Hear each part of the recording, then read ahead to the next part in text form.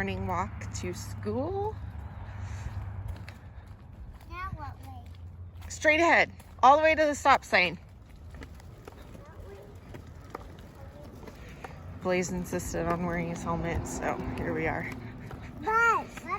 Did you see a bus?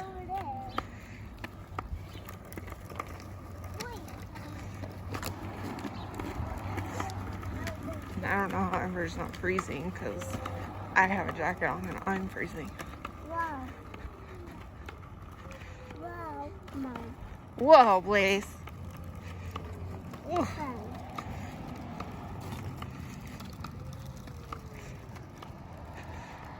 But it does look like a beautiful day today. It's super nice in the sun. Ugh. Man, it's hot over here. All right, girl. Can you do it again? This one I'm gonna do. Here's Woo! watch it again. Okay. Woo! Way to go.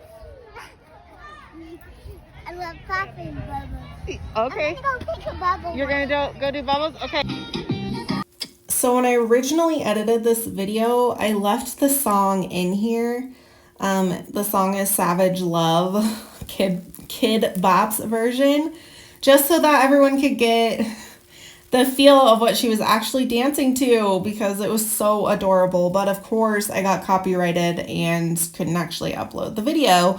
So here I am just doing a quick voiceover, and I'm going to sub out some other music for this portion just so you guys can actually watch it because she's so stinking cute. But I just wanted to give this PC or PSA gosh, and let you know that she was actually dancing to music out there and I had wanted to include it.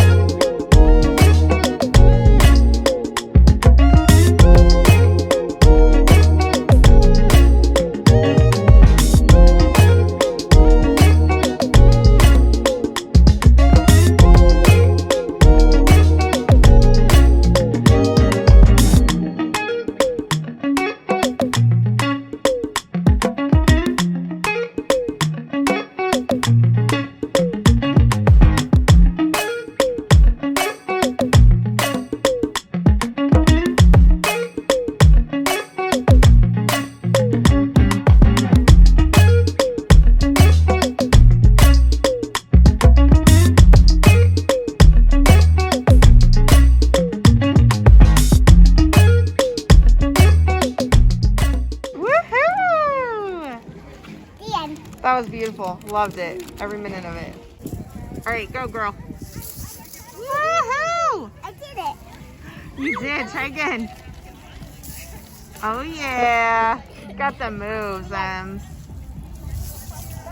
Good job. I don't know.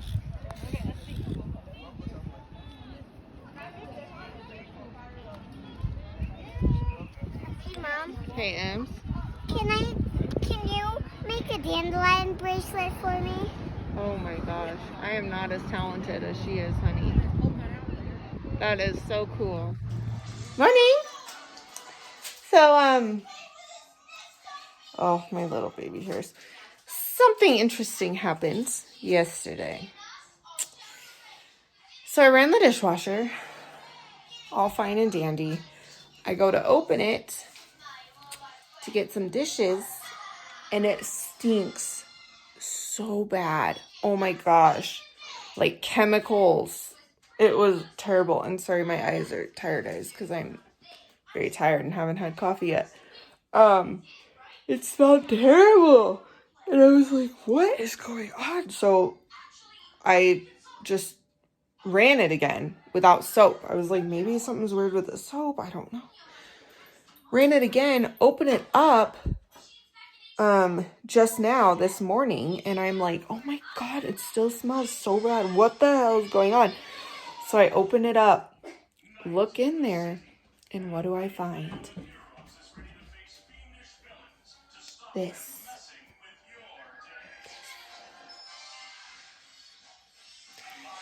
I feel so dumb. So no wonder it smelled like chemicals. A plastic plate was burning inside of the dishwasher through 2 cycles. It was on the burning element like this. You guys see that? So now I'm just praying to God like that element's still gonna work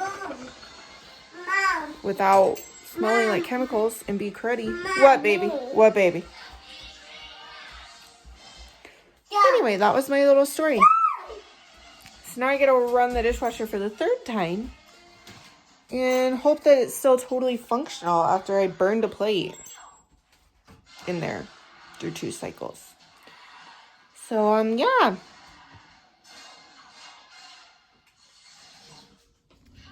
So, this is how my morning's going.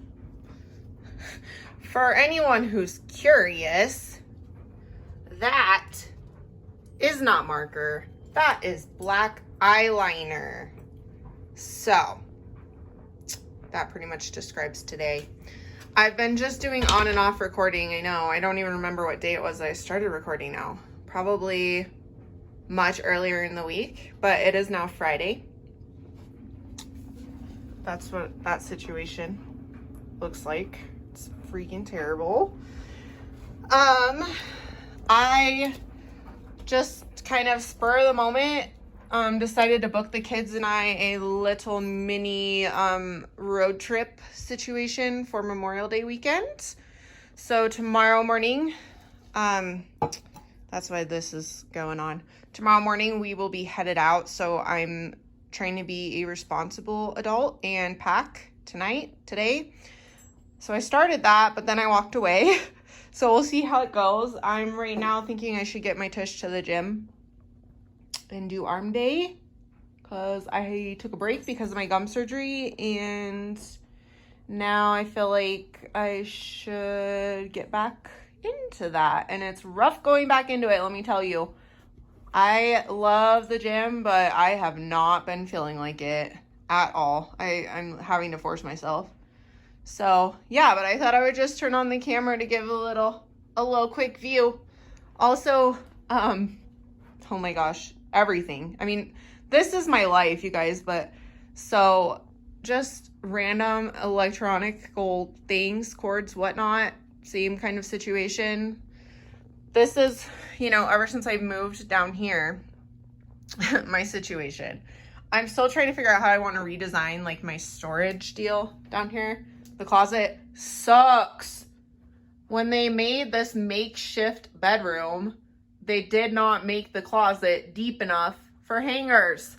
So if you can notice, it's just barely fits.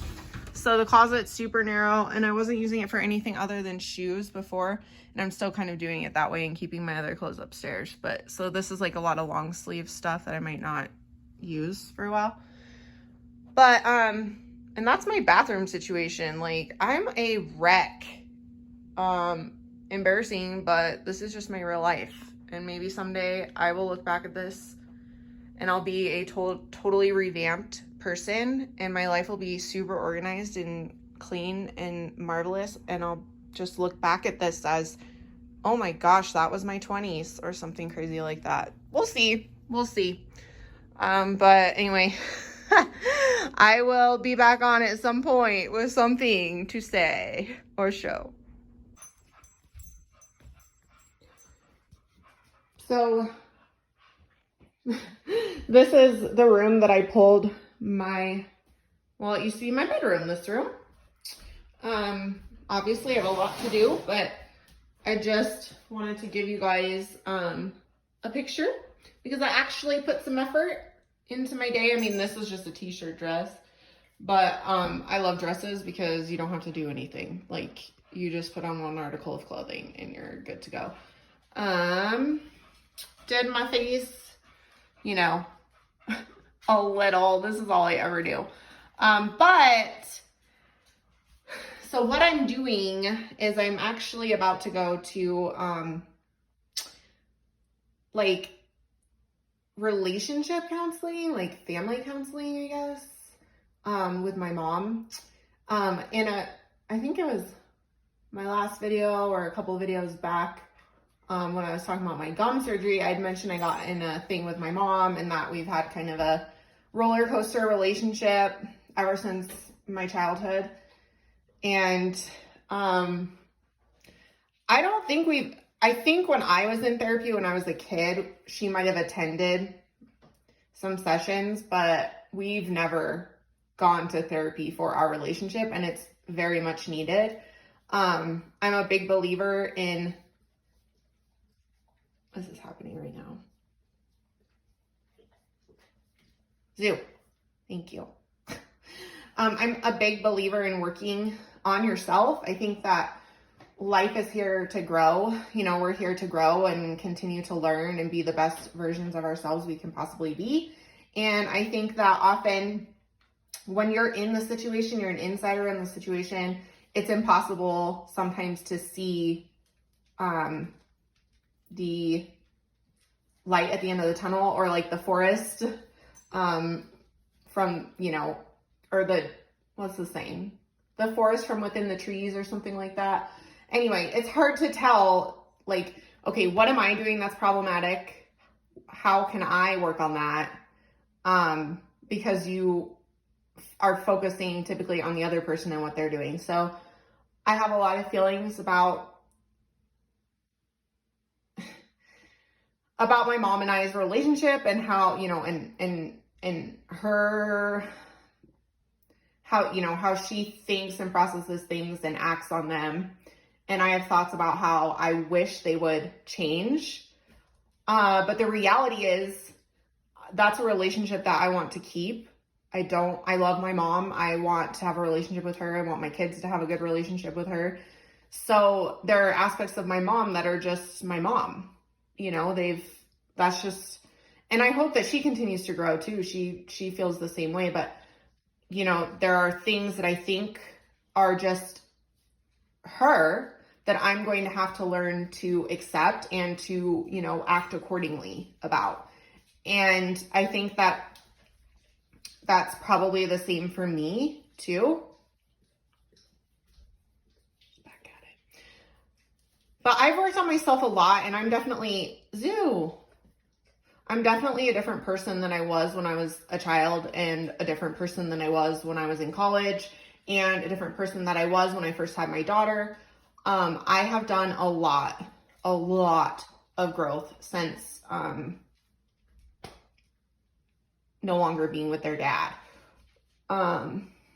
It was a reality check for me and forced me to look at myself too. I mean, there was a lot going on in that relationship that wouldn't have been fixed no matter how, you know, how in tune with myself I was and how well adjusted I was and how much growth I had. Like, that relationship was just toxic, not meant to be.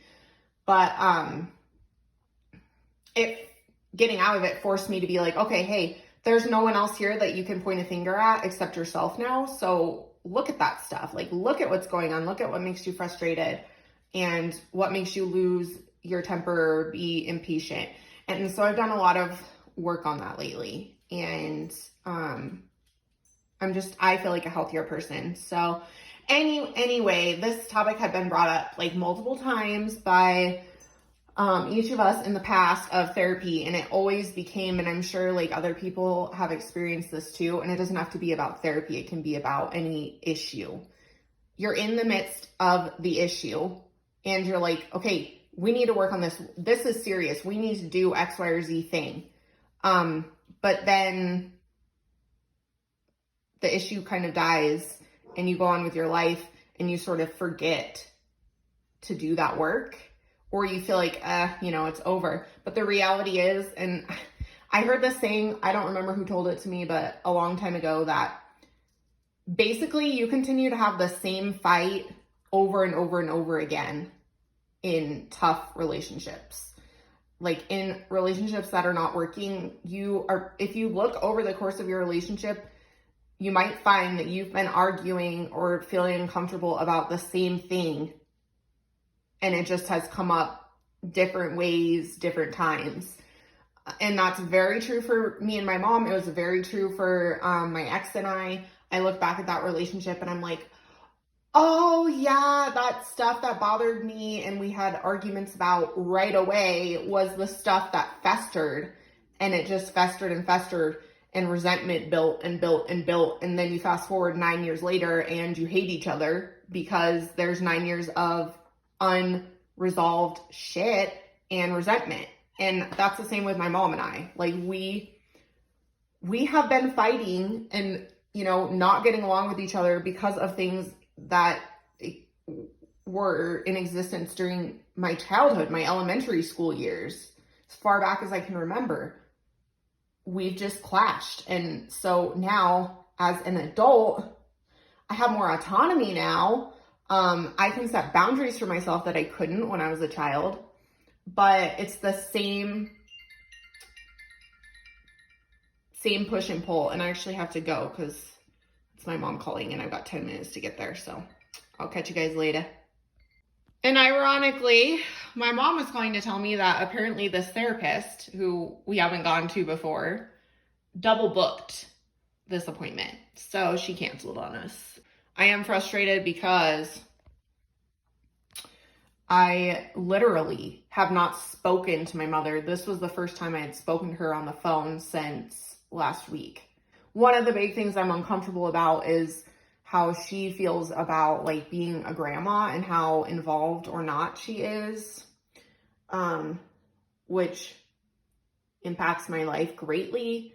And I have been like relying on her to help me in ways that maybe if I had a loving, supportive partner, I wouldn't need. But, you know, she's my mom. And when I made the decision to leave Washington, like, this is why I'm frustrated. Because when I made the decision to leave Washington, well, before I officially made the decision, I called her and I could tell she didn't really want me to move. So that was kind of like hurtful, because to me, it felt like she didn't want me to move back here because she didn't want to like be that involved in my journey as a single mom, a solo parent. I said to her, like, you know, if we move back, I'm going to need some help. That's the whole reason, like, I'm moving back is for support. Because I had in Washington, I had a job, a place to live. I, you know, owned the house there, still own it. Really liked my job. So I was like leaving. So it was a very grueling, challenging decision for me because I never wanted to move back home. I told myself, like, growing up, once I left, I would not come back. So it was very, very hard for me emotionally to quote unquote admit defeat and move home. So when I called her, I was like, okay, you know, I'm going to need help. Are you going to be able to be there if I call you and I need someone? Are you going to be there for the kids? Can you help me, you know? And she said yes, but the reason I asked that was I know my mom, you know? I could hear the hesitation in her voice about us moving back. I knew that she's not very hands-on with that type of stuff. When I moved here, it was exactly that. How old was he? 2.5 months old, almost 3 months. So incredibly needy, right? Baby, infant, and was not sleeping at all. You know, I packed up my entire house by myself, 3-bedroom house, you know, me, 2 kids, while dealing with what was going on with their dad, which was incredibly toxic and not okay. So I did all of that. I packed up everything with this newborn and a 2-year-old and got a U-Haul. My girlfriend helped me load it. My other girlfriend flew down to Washington to help me drive. She drove my kids. I drove the U-Haul. When I got back here, my mom would not help with my son. at all, really. She would not do overnights until he started sleeping through the night consistently. And he did not sleep through the night at all until he was 9 months old. So, like, I was drowning. I was drowning during that time because I was dealing with a huge trauma of how, not only losing a relationship, but how that relationship ended. As I said, it was really, really bad. Having just had an emergency C-section with my son, having just left a home that I built, you know, a house that I bought and decorated and was going to be our home for a while, having quit my job, and having a newborn that didn't sleep. So what does that mean? Mom's not sleeping. I'm not sleeping. So anyway, that time of my life was by far the hardest thing I've ever had to do. From the pregnancy alone and being involved in that toxic shit. I mean, I was drowning, and my mom would not keep my son overnight. Rarely had my kids. I don't even remember her having them much at all. Until I put him in daycare 2 days a week. Like, I made the decision to pay for daycare 2 days a week because my mom wasn't, I had no respite. So I did that. And then when I got into school, she would watch them while I was in class, but that was it. And then we kind of, after I had this conversation with her and told her, like, look, I need some freaking help. And I don't want to have to hire some random ass babysitter that A, makes me a little uncomfortable going to have to find a random stranger now, and B, paying $20 an hour for that when you're here and I moved back here to be near you. I've been saying this, you know, for 2 years now. I've been back just about 2 years. And it's like, finally we got to a point where she would have them in overnight and then during my class times. That's dropped down to only an overnight because I'm not in class, physical class anymore. I just have an online course for the summer.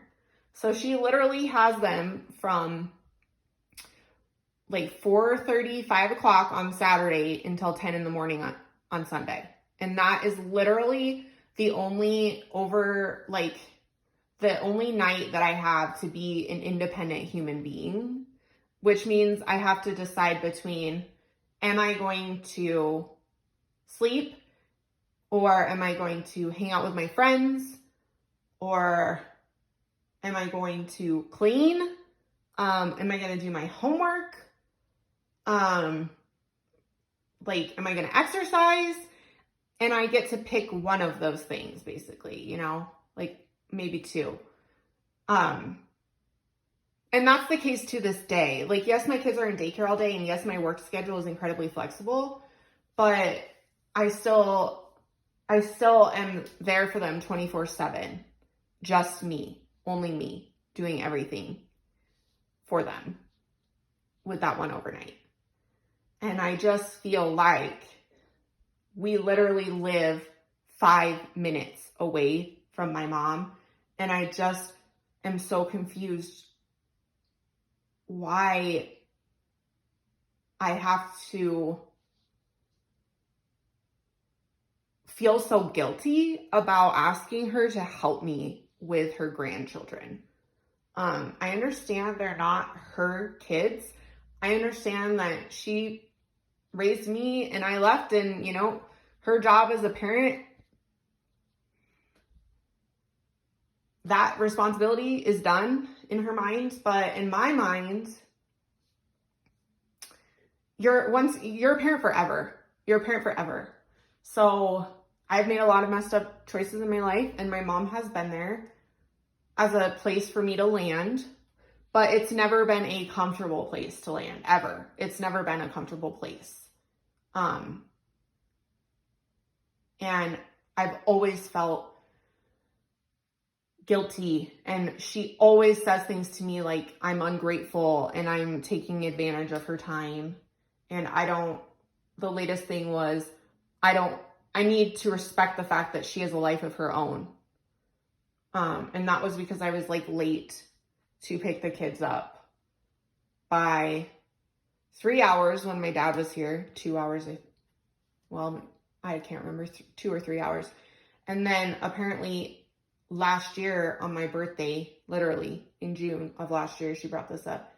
I said I would be there first thing in the morning, and she had them one overnight, and I went out drinking because it was my birthday. And I told her, I guess, that I would be there first thing in the morning. I don't remember the conversation, and then I arrived at 1, and she said I'm taking advantage of her and I'm ungrateful. And look, like, I don't like to not keep my word. I like to do what I say I'm going to do. That was literally one exception, because I was probably really hungover and felt like shit and didn't want to go get them. And it was like the day after my birthday, or it was my birthday or whatever. It was my birthday celebration. And I just feel like, really, like, my mom, who lives 5 minutes away, the only reason I moved here, doesn't feel like, or feels like that is too much. I just can't swallow that pill. I haven't been able to swallow that pill throughout my entire life of things like this. And I just need to accept the fact that that's who she is. That's who she's always been. And I can't change it.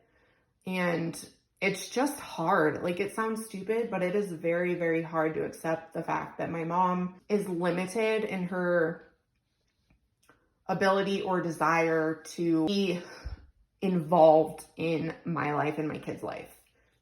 And it's hard. Like, I'm trying not to cry right now because I just feel like I want to have a good relationship, a close relationship with my mom. And I worry it will never happen because it's so frustrating. Like, I moved back here and I told her I'm going to be here a couple years because I needed a soft landing spot after the trauma that I've gone through. I'm going to go to school, I'm going to make the most of it, and then I'm going to leave.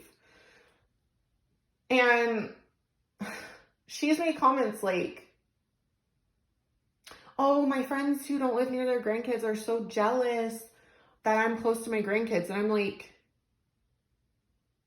okay, don't you understand what that means? That means that other grandparents desperately would like to be bigger parts of their kids' lives.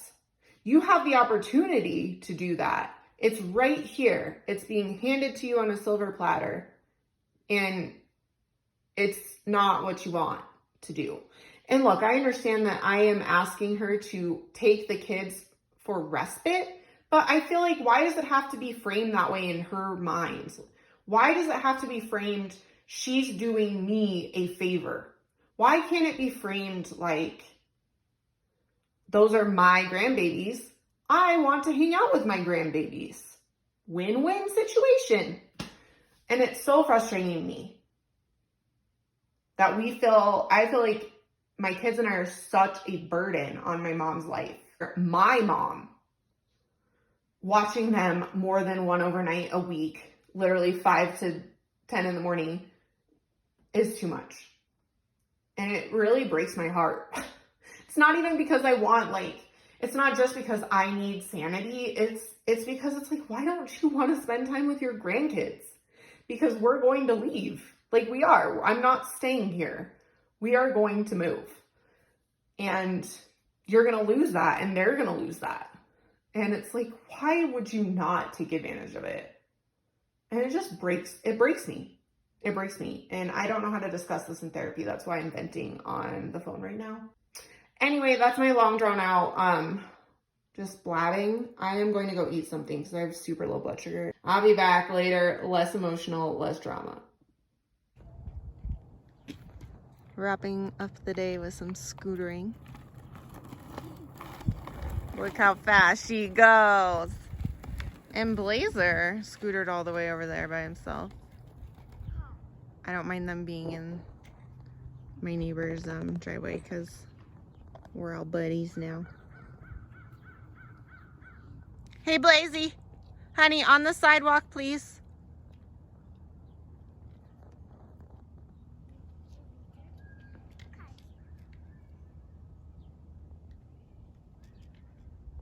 I missed all of his great scootering action. There he goes. Hey, hey, hey. Please no throwing dirt. Also, that's their dirt, honey. That's their spot. So just don't, like, destroy it. I'll forget about this dirt. Okay, you're the best. Even though it's this. I want to see you guys scootering some more. So you can take videos of us? You know me so well. Yes. Pictures? Yep. Woo! This way. Oh my gosh. Every way. Blaze, you're getting so speedy, buddy. Good job. Nice job, bud. It does make me nervous when they ride past driveways. Or like people pulling out of their driveways and stuff.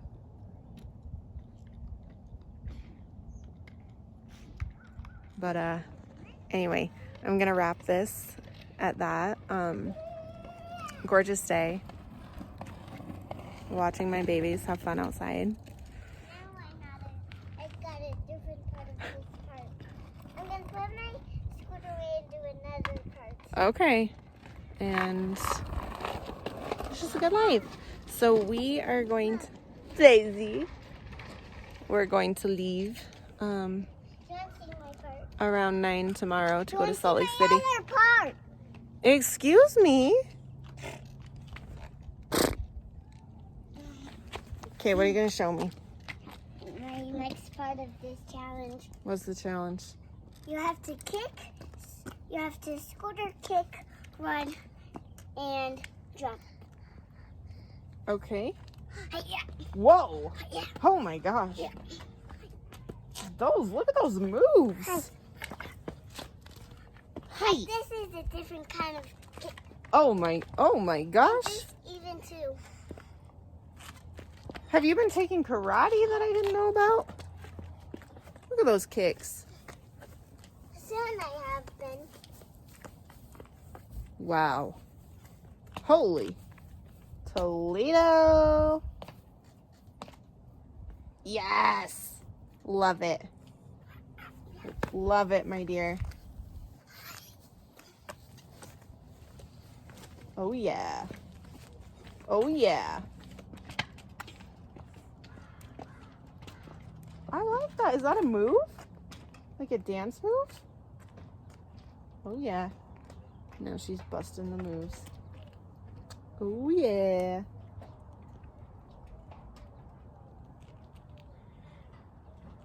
Get it, girl. Woo woo. Oh my gosh. Oh my gosh.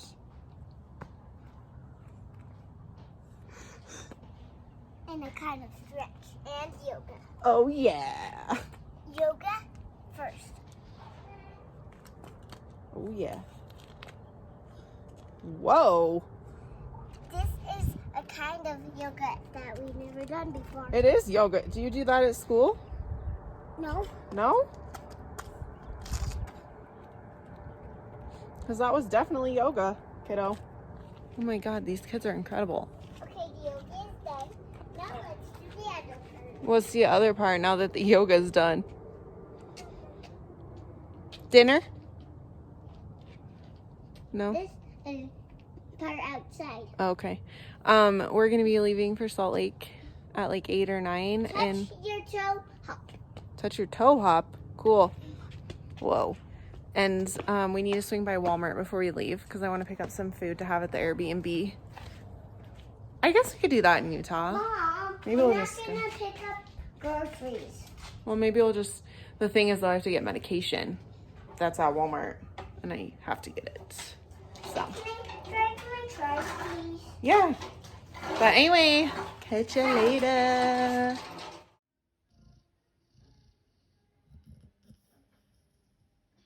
drink with me?